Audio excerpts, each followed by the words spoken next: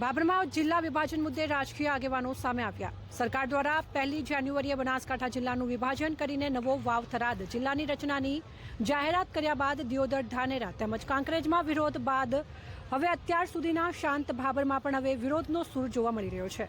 તેના અનુસંધાને ભાબરમાં આવતીકાલે ભાબર શહેર સમિતિ દ્વારા પણ એક વિશાળ રેલીનું આયોજન કરવામાં આવ્યું છે, કેમ કે ભાબરને પણ વાવ થરાદ જિલ્લામાં સમાવેશ કરતા હવે ભાબરમાં પણ તેનો વિરોધ જોવા મળી રહ્યો છે।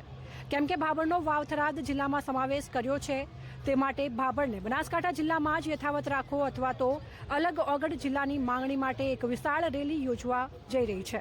પરંતુ ભાબરના કેટલાક રાજકીય આગેવાનો વાવ થરાદ જિલ્લા સાથે સહેમત થતા મામલો ગરમાયો છે।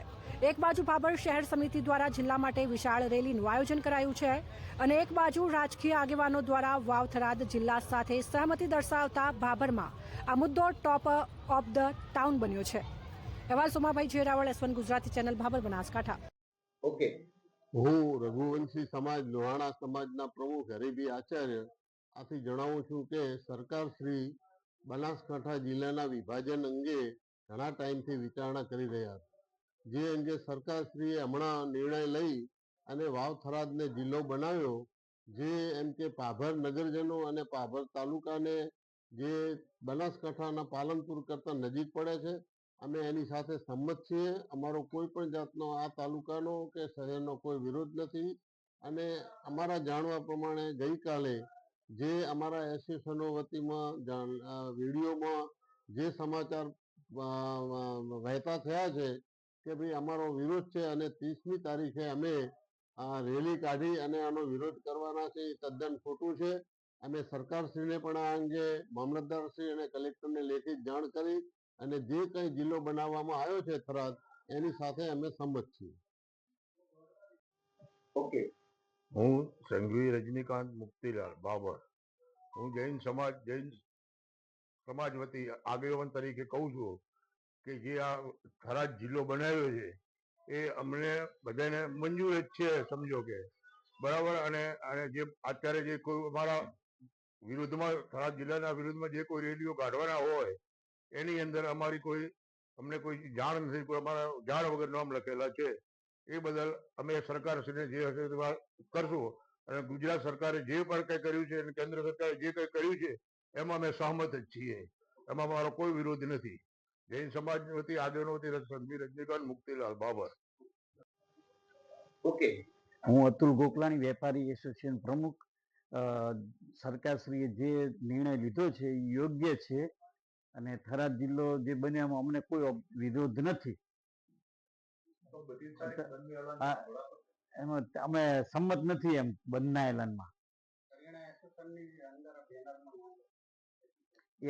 કરિયાણા એસોસિએશન બેનરમાં નામ લખ્યું, અમને કોઈને કોઈ પૂછ્યું જ નથી, એમને જ અમારું નામ લખેલું છે।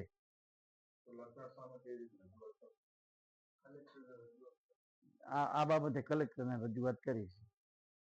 હું સોની એસોસિએશન ભાબર પ્રમુખ, જે સરકારે નિર્ણય કરીને થરાદને જિલ્લો બનાવ્યો છે એની સાથે અમે સંમત છીએ અને જે કોઈ 30 તારીખનું બંધનું એલાન આપેલો છે એ અમને પૂછ્યા વગર આપેલો છે, જેની સંખ્યા અમે સંમત નથી, જે બાબતે અમે ઉચ્ચ કક્ષાએ રજૂઆત કરશું। ઓકે, તમારું નામ? દરજી અમિતભાઈ। જે રાજ્ય સરકારે જિલ્લો વાવ થરાદ બનાવ્યો છે એ એમાં અમે સહમત છીએ અને જે 30 તારીખનું બંધનું એલાન જે રાખેલું છે એમાં અમે સહમત નહીં, કારણ કે અમને એ પૂછ્યા વગર કરવામાં આવેલ છે। આ બાબતે અમે ઉપર રજૂઆત કરીશું। આ ભાભર શહેરની અંદર બનાસકાંઠાનું જે વિભાજન કરવામાં આવ્યું ભારતીય જનતા પાર્ટીની ગુજરાતની સરકારે, એ નિમિત્તે ઓગળ જિલ્લો બનાવવા માટે ટેકા માટે અમે 30 તારીખે રેલી કાઢી છે। એના માટે મેં એક પોસ્ટર માર્યું હતું મોટું, એને લગભગ 20 થી 30 સંસ્થાઓ અંદર મેં નોમ લખી અને જોડાવા માટે એમને બોર્ડ લગાવ્યું છે। તો એના માટે એની પછી ભારતીય જનતા પાર્ટીએ એક મિટિંગ કરી, કના અધ્યક્ષસ્થાને ભાભર નગરપાલિકાના વોર્ડ નંબર 3ના વિક્રમસિંહ રાઠોડના અધ્યક્ષસ્થાને એક ભાજપે મિટિંગ કરી। એમે જીતેશભાઈ ઠક્કર ભાજપના આગેવાન છે, પછી ત્યાં પ્રવીણભાઈજી સોની છે એ ભારતીય જનતા પાર્ટીના આગેવાન છે, કોંતીભાઈ એ ભાજપના આગેવાન છે, એમ પછી એમની મિટિંગ કરીને બધા ભારતીય જનતા પાર્ટીના આગેવાનોને મિટિંગ કરી એમને સંસ્થાના જે અંદર નોમ લખાયા છે મેં ધારો કે પરવીનભાઈ સોની સમાજનું મેં નોમ લખાયું હતું મેં આમંત્રણ માટે નોમ લખાયેલ છે પરવીનભાઈ સોની છે એ ભારતીય જનતા પાર્ટીના એમના ધર્મપત્ની નગરપાલિકાના ભારતીય જનતા પાર્ટીના કોર્પોરેટર છે પછી એની પછી હરિભાઈ આચાર્યજી નિવેદન આપ્યું એ ભારતીય જનતા પાર્ટીના આગેવાન છે એની પછી રજનીભાઈ શાહ એમની નિવેદન આપ્યું કે વગર જિલ્લા માટે અમારો વિરોધ છે એ ભારતીય જનતા પાર્ટીના આગેવાન છે હું ભાભર તાલુકાના અને ભાભર શહેરના એમે સ્વરૂપજી ઠાકોર ભારતીય જનતા પાર્ટીના ધારાસભ્ય હું બધાને ભારતીય જનતા પાર્ટીના ભાભર તાલુકો કે ભાભર શહેર એમને કહેવા માગું છું કે તમે એક આગેવાનના કારણે આપણા ભાભર શહેર અને ભાભર તાલુકાના ભારતીય જનતા પાર્ટીના આગેવાન વગર જિલ્લો બને એમે તમે વિરોધમાં છો તમને ખોબલે ને ખોબલે તમને મત આપ્યા છે ભાભર શહેર અને ભાભર તાલુકે એટલે મારી નમ્ર અપીલ છે એટલે આ ભાભર શહેર અને ભાભર સમિતિ છે અમે કોંગ્રેસ કે ભાજપ છે નહીં અને સ્વરૂપજી ઠાકોરને કે હરિભાઈ આચાર્યને કે વિક્રમસિંહને કોઈ ભારતીય જનતા પાર્ટીને કોઈ આગેવાન લેવી હોય તો હું એમની સાથે છું કે અમને વગર જિલ્લો આલો થરાદ અમને 45 કિલોમીટર થાય છે અને દીવોદર અમને 20 કિલોમીટર થાય છે એટલે અમને સળંગ પડે છે એટલે ભારતીય જનતા પાર્ટીના ભાભર તાલુકા અને ભાભર શહેરના કેમ તમે આટલો વિરોધ કરો છો વગર બાપજીનો એટલે તમને સદબુદ્ધિ આપે તમે પણ રેલીમાં જોડાઈ જાજો સ્વરૂપજીને મારું આમંત્રણ છે જ્ઞાનીબેન ઠાકોરને મારું આમંત્રણ છે હરિભાઈને આમંત્રણ છે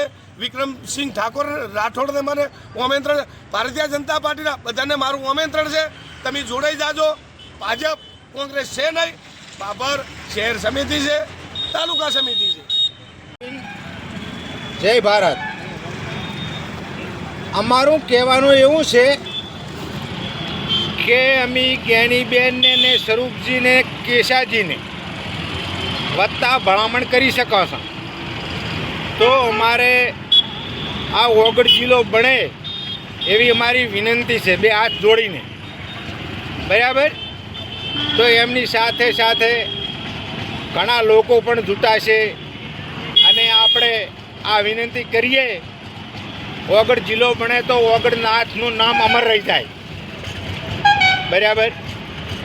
તો વગરથી બાપો આપણું આગળ પાવન પગલાં વધારશે અને બધાને પણ ખૂબ આશીર્વાદ આલશે અને આવતીકાલે રેલી છે એમાં અમારા ગામ મીઠાથી ઘણાને તો 50 થી 100 વ્યક્તિ જોડાવા જોઈએ એવી મારી વિનંતી છે. જય હિન્દ, જય ભારત, જય વગરનાથ.